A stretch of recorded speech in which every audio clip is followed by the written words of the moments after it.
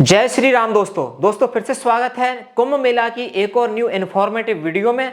दोस्तों इस वीडियो में हम आपके लिए बताने जा रहे हैं कि कुंभ मेला में यदि आप जा रहे हैं, प्रयागराज महाकुंभ जो चल रहा है उसमें यदि आप त्रिवेणी संगम पर स्नान करने जा रहे हैं तो आपको सभी स्टेशनों से या बस स्टॉप से आपको कितना पैदल चलना पड़ेगा। तो इसके लिए मैंने यहाँ पे पूरा नोट्स तैयार किया है, पूरी जानकारी डिटेल आपको बताने का प्रयास करूंगा कि जैसे कि प्रयागराज के अंदर 9 रेलवे स्टेशन हैं महाकुंभ मेले में त्रिवेणी संगम तक जाने के लिए या पूरे कुंभ मेले क्षेत्र में जाने के लिए। साथ में बस स्टैंड से यदि आप जाते हैं तो कितना आपको पैदल चलना पड़ेगा, यदि आप प्राइवेट अपना पर्सनल वाहन से जा रहे हैं, कोई कार से जा रहे हैं, बस से जा रहे हैं तो आपको कितना पैदल चलना पड़ेगा, इसके बारे में विस्तार से जानकारी आपको इस वीडियो में मिलेगी। आप बने रहें वीडियो में अंत तक। दूसरा आपको बता दूं कि इसमें आपको 2 तरीके कैसे सोचना पड़ेगा। एक तो ये कि यदि आप मुख्य स्नान जो है, अमृत स्नान है, उस समय जा रहे हैं तो आपको कितना पैदल चलना पड़ेगा, और मुख्य स्नान के अलावा नॉर्मल डेज में आप प्रयागराज महाकुंभ में जा रहे हैं तो आपको कितना चलना पड़ेगा, वो भी मैं इसमें आपको विस्तार से बताने का प्रयास करूंगा ताकि आपको किसी प्रकार कोई दिक्कत नहीं आए। तो सबसे पहले हम प्रारंभ करते हैं कि प्रयागराज महाकुंभ में जैसे कि अभी मौनी अमावस्या आ रही है, इस दिन ही आप जा रहे हैं, या इसके बाद बसंत पंचमी का जो अमृत स्नान आ रहा है, फिर माघी पूर्णिमा 12 फरवरी एंड महाशिवरात्रि 26 फरवरी का उस मुख्य स्नान यानी अमृत स्नान में जा रहे हैं तो कितना चलना पड़ेगा।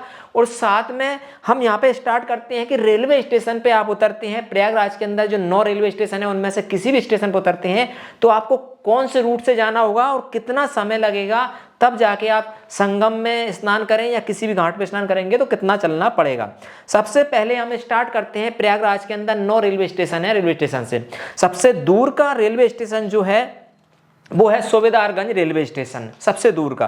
तो सूबेदारगंज रेलवे स्टेशन पे आप यदि आते हैं, अच्छा मैं बता दूं कि ये आप डिसाइड नहीं कर सकते कि भाई मुझे प्रयाग जंक्शन या प्रयागराज या प्रयाग संगम जो स्टेशन है वहीं पे उतरूं मैं, क्योंकि आप प्रयागराज के किस एरिया से आ रहे हैं, कौन सी दिशा से आ रहे हैं, उसके अकॉर्डिंग ही वहाँ ट्रेन पहुँचती है। जैसे मैं भी गया तो एक बार सूबेदार पे उतरा, मैं सूबेदार रेलवे स्टेशन, दूसरा मैं प्रयागराज जंक्शन पे भी उतरा, फिर प्रयाग संगम से मुझे ट्रेन मिली और मैं छिपकी स्टेशन पे भी उतरा। तो वो डिपेंड करता है कि उस समय उस आप जा रहे हैं वह ट्रेन किस जंक्शन पे किस स्टेशन पे पहुंच रही है। तो हम स्टार्ट करते हैं सूबेदारगंज रेलवे स्टेशन से। यदि आप यहाँ से जाते हैं प्रयागराज मेले में, महाकुंभ मेले में संगम की ओर, तो देखिए ये सबसे दूर वाला स्टेशन है रेलवे स्टेशन। तो इससे दूरी जो संगम की दूरी है वो लगभग 14 से 15 किलोमीटर एक साइड की। तो इतना तो पैदल चलेंगे नहीं आप, ना ही प्रशासन चाहेगा कि कोई यात्री श्रद्धालु आ रहा है वो इतना पैदल चले और परेशान हो। तो यहाँ से आपको वाया शटल बस या वाया ई रिक्शा के माध्यम से आपको भेजा जाएगा और वह आपको आगे ले जाएगा। संगम तक तो नहीं ले जाएगा, लेकिन वहां से आप चलेंगे आगे तो यहाँ पे हिंदू हॉस्टल चौराहा पड़ेगा, वहां तक आपको यह शटल बस या ई रिक्शा छोड़ देगा और वहां से फिर आपको पैदल चलना पड़ेगा। अच्छा यहाँ से भी आपको ई रिक्शा मिल सकता है यदि आप अमृत स्नान के दिन नहीं जा रहे हैं, नॉर्मल डेज में जा रहे हैं तो वहां से आपको जो है रिक्शा मिल सकता है चुंगी चौराहे तक। लेकिन हम मान के चलते हैं कि आप जो है मुख्य स्नान के दिन भी जा रहे हैं तो शटल बस या ई रिक्शा से आपको हिंदू हॉस्टल चौराहे तक आपको यहाँ पे ले जाएगा और यहाँ से कुंभ मेला की दूरी लगभग 3 किलोमीटर बच जाएगी। तो यहाँ से 3 किलोमीटर फिर आपको देखो नॉर्मल डेज में ये 3 किलोमीटर में भी आपको ई रिक्शा मिल सकता है जो कि आपको सेक्टर नंबर 1 परेड ग्राउंड तक ले जाएगा, यानी चुंगी चौराहे तक ले जाएगा। तो यहाँ से 3 किलोमीटर आपको रिक्शा मिल गया तो बहुत बढ़िया बात है। नहीं मिलता है तो आपको हिंदू हॉस्टल चौराहे से पैदल चलना पड़ेगा चुंगी चौराहे तक, और चुंगी चौराहे के जैसे पास आप क्रॉस करेंगे तो यहाँ से कुंभ मेला प्रारंभ हो जाता है। परेड ग्राउंड सेक्टर नंबर 1 और यहीं से सेक्टर नंबर 2 और सेक्टर नंबर 3 में जो है संगम है। तो यहाँ से देखो हिंदू हॉस्टल चौराहे से 3 किलोमीटर दूरी है चुंगी चौराहे की, चुंगी चौराहे से फिर 3 किलोमीटर की दूरी परेड ग्राउंड में चलते हुए आपको संगम तक जाना होगा। तो पैदल कितना चलना है, आप सूबेदारगंज से तो आपको हिंदू जो हॉस्टल चौराहा है वहां तक आप तो ई रिक्शा बस चलेगा, लेकिन वहां से आपको 6 किलोमीटर जाना और 6 किलोमीटर आना, टोटल 12 किलोमीटर स्नान रहेगा, अमृत स्नान उस दिन चलना पड़ेगा। और यदि अमृत स्नान नहीं है तो 3 किलोमीटर कम हो जाएगा आपका, ये आप मान लें। और वहीं से यदि मान लो जो लोग एयरपोर्ट से भी आ रहे हैं तो उसकी भी दूरी 13 से 14 किलोमीटर है, तो उनको भी यही कंडीशन रहेगी, उतनी दूरी उनको भी लगने वाली है। बात करते हैं अगला वाला रेलवे स्टेशन जो है कि सबसे बड़ा स्टेशन है प्रयागराज का, प्रयागराज रेलवे जंक्शन सबसे बड़ा और मुख्य स्टेशन है प्रयागराज रेलवे जंक्शन। यहाँ से यदि आप चाहते हैं तो आपको ई रिक्शा मिल जाएगा, और ई रिक्शा यदि मिल जाता है तो ई रिक्शा सिर्फ 3 किलोमीटर तक आपको ले छोड़ देगा, वहाँ से 6 किलोमीटर तो आपको चलना ही है। और यदि आप मुख्य स्नान के लिए 6 किलोमीटर है ना, और वहां से आपको 3 किलोमीटर संगम मतलब 9 किलोमीटर चलना है। यदि मुख्य स्नान के लिए भी जा रहे हैं आप तो यहाँ से 1 से 1.5 घंटे मान 2 घंटे मान लो, 2 घंटे पैदल ही चलना पड़ेगा, तब जाके आप जो है संगम तक जा पाएंगे। और चुंगी चौराहे तक यदि आपको साधन मिल जाता है तो वहां से भी 6 किलोमीटर की दूरी बचती है संगम की, क्योंकि चुंगी चौराहे से ही परेड ग्राउंड स्टार्ट हो जाता है, जिसमें सेक्टर नंबर 1, सेक्टर नंबर 2 और 3 में जाके आपका संगम मिलेगा। तो आपको लगभग जो मान लीजिए 9 किलोमीटर जाना और 9 किलोमीटर आना, लगभग आपको 18 से 20 किलोमीटर आपको दूरी तय करना पड़ेगा प्रयागराज जंक्शन से मुख्य स्नान के दिन। और वहीं पे यदि मान लो भीड़ ज्यादा हुई, श्रद्धालु यात्री ज्यादा आ गए, तो फिर आपको जो कुंभ क्षेत्र बनाया है संगम एरिया परेड ग्राउंड, वहां पे टेढ़े मेढ़े रास्ते बनाए हैं बल्ली लकड़ी की सहायता से, उसको बोलेंगे हम भूल भुलैया वाले रास्ते। उसमें आपको डाइवर्ट किया जाएगा भीड़ को। हम भी गए थे 13-14 को, मैंने 14 को हम गए थे, तो भूल भुलैया में डाल दिया जाता है श्रद्धालुओं को। वो इसलिए करते हैं क्योंकि हमारी सेफ्टी लिए, जब भूल भुलैया में चलेंगे तो ज्यादा समय लगेगा हमको जाने में, तो आपकी जो भीड़ है वो ट्रैफिक है थोड़ा कम हो सके, और संगम क्षेत्र में जो श्रद्धालु यात्री जा रहे हैं वो स्नान करके वहां से वापस आ सके, जगह खाली हो जाए, ताकि घूमते हुए जाएंगे तो वहां आपको भीड़ भाड़ में धक्का मुक्की न हो, तो वहां पे आपको 2-3 किलोमीटर और बढ़ जाएगा। ये प्रयागराज जंक्शन हो गया। इसके बाद आता है रामबाग रेलवे स्टेशन। यहाँ से परेड ग्राउंड जो है या सेक्टर नंबर 1 की दूरी लगभग 2.5 किलोमीटर दूरी पड़ती है, और 2.5 किलोमीटर दूरी इसके बाद में सेक्टर नंबर 1 की यानी चुंगी चौराहे की, और वहाँ से आपकी जो है 3 किलोमीटर संगम, तो 5.5 किलोमीटर आपको पैदल जाना ही पड़ेगा, और 5.5 किलोमीटर मतलब कि 11 किलोमीटर, तो टोटल आप 12 से 13 किलोमीटर मान लीजिए यदि रामबाग रेलवे स्टेशन से आप जा रहे हैं तो। और यदि भूल भुलैया रास्ते में फिर से डाल दिया तो 2-3 किलोमीटर और लगा लीजिए आप अनुमान, इतना पैदल चलना ही पड़ेगा। तो आपको ये विशेष ध्यान रखना है बच्चों को और जो हमारे बूढ़े बुजुर्ग हैं उनको अमृत स्नान के दिन ना ले जाएं कुंभ मेले में, उनको नॉर्मल डेज में आप ले जाएंगे तो चुंगी चौराहा हो सकता है संगम के पास लेटे हनुमान जी जो है वो वहाँ पे ब्रिज है, बड़ा वाला पुल है, वहाँ तक आपको छोड़ दिया है साधन से, और अंदर भी साधन मिल जाएगा। तो जो बुजुर्ग हैं हमारे बड़े बूढ़े हैं या फिर जो बच्चे हैं उनको कोई दिक्कत ना आए, तो उनको मेन अमृत स्नान में ले जाना तो अवॉइड ही आपको करना चाहिए। इसके बाद आ गया प्रयाग जंक्शन। अच्छा, प्रयाग जंक्शन जो है बहुत पास में है, तो यहाँ से लगभग साधन तो मिलेगा ही नहीं आपको, क्योंकि मैंने देखा है, मैं खुद उस पर उतरा हूँ, वहाँ से गया हूँ। तो प्रयाग जंक्शन यदि आप जाते हैं तो वहाँ से आपको 2 रास्ते हैं मेले में जाने के लिए। एक तो आप डायरेक्ट सेक्टर नंबर 7 में उधर एक जो नया पुल बना है उस पुल को से क्रॉस करके IERT करके पार्किंग है, उससे जाते हुए आप डायरेक्ट सेक्टर नंबर 7 में चले जाएंगे। तो वहाँ की दूरी आपकी लगभग जो है वो 4 किलोमीटर 1 किलोमीटर ही है, और 3 किलोमीटर और कुंभ मेले में सेक्टर 7 जाएंगे तो आपको गंगा घाट पहुँच जाएंगे। गंगा घाट पे स्नान करके वहाँ से वापस 4 किलोमीटर आके आप प्रयाग जंक्शन पे आके वहां पे वापस आ सकते हैं। मतलब 4 किलोमीटर पैदल जाना, 4 किलोमीटर आना, आप स्नान कर सकते हैं मुख्य स्नान के दिन, अमृत स्नान के दिन। प्रयाग जंक्शन जो मैं बता दूं, प्रयाग राज के अंदर 3 प्रयाग करके रेलवे स्टेशन है, Prayagraj junction, Prayag junction and Prayag Sangam, आप कंफ्यूज ना हो। तो ये प्रयाग जंक्शन से बताया मैंने ओनली। अब यदि आपको संगम जाना है, उधर से सेक्टर नंबर 7 से संगम जाना है, तो वहां से आप पैदल पैदल चलेंगे तो आपको सेक्टर 8 में आएंगे, फिर आपको 9 में आएंगे, और फिर सेक्टर 7 में, 8 नहीं आएंगे, सेक्टर 7 में आएंगे, सेक्टर 6 में आएंगे, फिर आपको नागवास की मंदिर मिलेगा, वहां पे आप दर्शन करेंगे। वहीं के पास में थोड़ा आगे चल के 10 अश्वमेध घाट है गंगा जी के किनारे पे, तो उसमें भी आप स्नान कर सकते हैं, वहां से बढ़िया, मैंने भी स्नान किया था। और यदि आपको संगम ही जाना है तो नागवास की मंदिर के पास जो 10 अश्वमेध घाट है वहां से आपकी दूरी बचती है 8 से 9 किलोमीटर, आपको और पैदल चलना पड़ेगा। तो आप देख लीजिए 8 से 9 किलोमीटर संगम वो जाना और 4 से 5 किलोमीटर वो आना, मतलब कि 8, 4, 12, 13, 14, 15 किलोमीटर चलोगे आप यदि कुंभ मेले से घूमते आओगे संगम, तो इतना दूर आपको तय करना पड़ेगी पैदल। अब आता है प्रयाग संगम रेलवे स्टेशन। अब प्रयाग संगम स्टेशन जो श्रद्धालु जो है वो भाग्यशाली होंगे जिनको इस स्टेशन पे उतरने को मौका मिले। वैसे मैं तो कई बार घूमिया है, वहां रहा हूँ, लेकिन वहां प्रयाग संगम पे तो बहुत ही कम लोगों को मौका मिलता है उतरने का।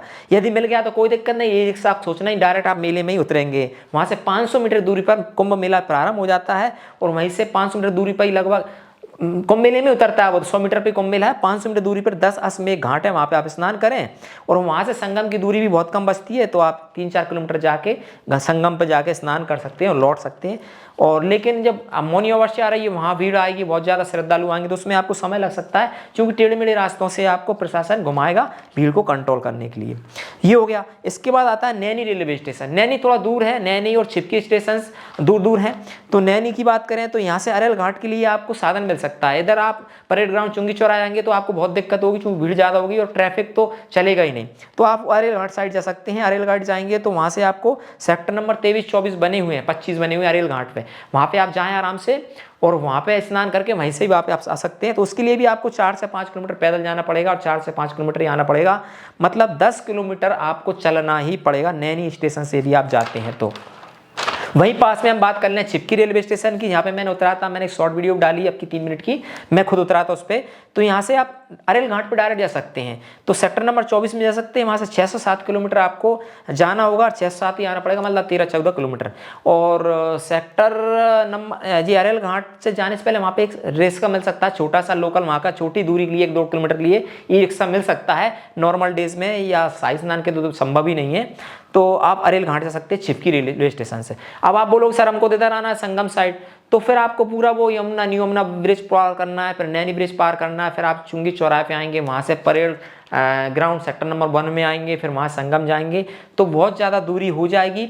और जो मौनी अमावस्या उस दिन तो हो सकता है कि सारे रास्ते ही बंद कर दिए जाएं, यात्री श्रद्धालु इतनी ज़्यादा भीड़ हो जाएगी कि जो अरेल घाट पे है वो वहीं पे स्नान करके रिटर्न हो लें, जो संगम है वहीं से वापस हो जाएं, जो गंगा जी पे हैं 10 अश्वमेध घाट पे है वो उधर के उधर ही निकल जाएं, उनको इधर आना अखाड़ा क्षेत्र वाले के भी। और अभी ऐसा पता चल रहा है पीपा पुल भी बंद कर दिए जा रहे हैं, भीड़ को देखती है, जो अखाड़ा क्षेत्र में वो उधर ही नहा के जूसी साइड नहा के वापस निकल जाए, अरेल घाट वाले अरेल घाट से निकल जाए, संगम वाले संगम से निकल जाए। पीपा पुल को भी बंद कर दिया जाएगा मेन स्नान के दिन, क्योंकि भीड़ को कंट्रोल करना जरूरी है। तो आप ये अपने हिसाब से एडजस्ट कर लें। लास्ट में आता है 8वें नंबर का juicy railway station. Juicy station उसी में कुंभ मेला लगा हुआ, पूरा अखाड़ा क्षेत्र वहीं पे है पूरा, तो वहीं पे साधु संत के दर्शन भी आप कर सकते हैं। और यहाँ से लगभग 1.5 से 2 किलोमीटर में आपको कुंभ मेले में चले जाएंगे। और आपको यहाँ जाने के लिए ओल्ड जीटी मार्ग है, सेक्टर नंबर 16 में जाके जब पहुँचता है तो वहाँ पे आप जाएँ। 16 से आप 17, 18, 19, 20 में जो संत महात्मा है साधु संत उन शिविर में जाके आप दर्शन कर सकते हैं। भंडारे चल रहा है, भंडारे में भोजन कर सकते हैं, और वहीं पास में आप गंगा जी में स्नान भी कर सकते हैं और यहाँ से रिटर्न वापस हो सकते हैं। और यदि आपको यहाँ से संगम जाना है सेक्टर नंबर 16, 17, 18 से, तो पीपा पुल है, उनको पार करके आप संगम जा सकते हैं। और लास्ट में बचता है railway station Phaphamau railway station, जो कि सेक्टर नंबर 10 और 11 के पास में पड़ता है ये वाला स्टेशन। यहाँ से 2 से 3 किलोमीटर आपको जाना और 2 से 3 ही आना, लगभग 6 से 7 किलोमीटर के पास में ही घाट से आप स्नान कर सकते हैं और यहाँ से वापस जा सकते हैं, भीड़ से बचना है तो। और फिर यदि आपको संगम जाना है फाफामऊ से पैदल, तो यदि आप ये 2 से 3 किलोमीटर का कुंभ मेला में चले गए, वहाँ से आप मान लीजिए 15 से 16, 17 किलोमीटर आपको संगम पड़ेगा। और पूरे फाफामऊ से यदि हम संगम की बात करें तो मिनिमम 20 किलोमीटर 20-22 किलोमीटर पड़ेगी एक तरफ से जाना, और 20-22 किलोमीटर ही एक तरफ से जाना आना, तो 40 से 45 किलोमीटर आपको फाफामऊ से पड़ने वाला है। लेकिन इसमें शटल बस की आप हेल्प ले सकते हैं, ई रिक्शा की हेल्प ले सकते हैं, क्योंकि इतनी दूर पैदल यात्री श्रद्धालु प्रशासन खुद नहीं चाहेगा परेशान हो, तो पास वाले जो भी उनका चौराहा रहेगा जहाँ पे भीड़ को कंट्रोल करना, वहाँ तक आप जा सकते हैं फाफामऊ से और अपने स्नान कर सकते हैं, कुंभ मेला घूम सकते हैं। तो मेरा तो यही ओपिनियन रहेगा कि आप मेन जो स्नान है अभी मौनी अमावस्या का रहा है परसों, और फिर आपका जो बसंत पंचमी का 3 फरवरी को, फिर आपका माघी पूर्णिमा अमावस्या जो आ रहा 12 को फरवरी को, फिर 26 को फरवरी को महाशिवरात्रि आ रहा, इनको अवॉइड ही करें आप, या इस मौनी अमावस्या को बेसिस पे अवॉइड करें। आप 12 फरवरी या 26 फरवरी को देख लें, या फिर वैसे जाना कुंभ मेला घूमना, शिविर देखना, साधु संत दर्शन करना, तो आप नॉर्मल डेज में जाएं, आराम से दर्शन भी होंगे और आपको संगम क्षेत्र में नहाने को भी मिलेगा, स्नान करने को भी मिलेगा। तो ये पूरा था। साथ में इसी में देखेंगे यदि आप बस स्टैंड से आ रहे हैं, बस से आ रहे हैं, बसेस से आ रहे हैं, तो बराबर ही दूरी रहेगी, ज़्यादा कुछ अंतर नहीं रहेगा, मार्ग यही रहेगा। और पर्सनल वाहन से आ रहे हैं तो उसके लिए रिगार्डिंग मैंने ऑलरेडी कल एक वीडियो पब्लिश कर दी थी गूगल मैप की मदद से।